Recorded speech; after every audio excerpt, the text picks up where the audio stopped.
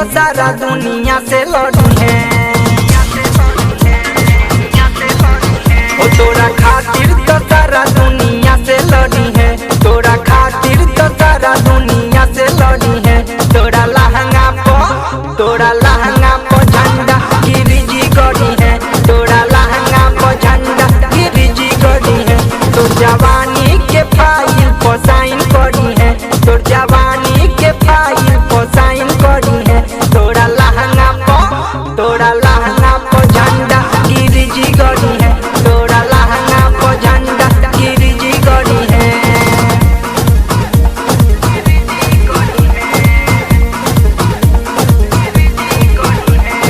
पड़ल बारे पीछा जादो बबुआन, छुअल चाहे तोहरो चिकन सामान।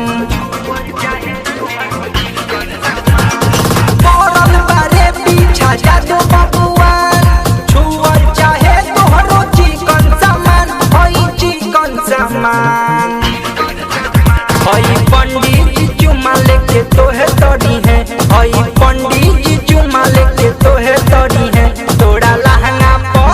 तोरा लहंगा पर झंडा गिरिजी गड़ी है।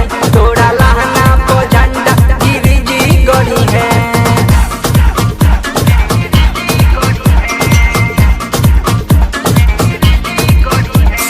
झूठो के खालू तू इतना हो भाव, जैबू लुटाई हई मठियाई गाँव। झूठो के खालू तू इतना हो भाव, जैबू लुटाई हई मठियाई गाँव। मठियाई गाँव तोर सारा गुरु रे आज बाबा तोरी है। तोर सारा गुरु रे आज बाबा तोरी है।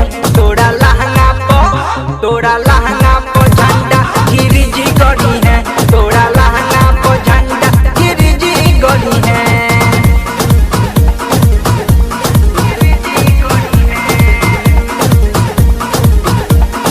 राइटर अमित के तू बन गईलू माल, अब जदी बोली के होई बवाल।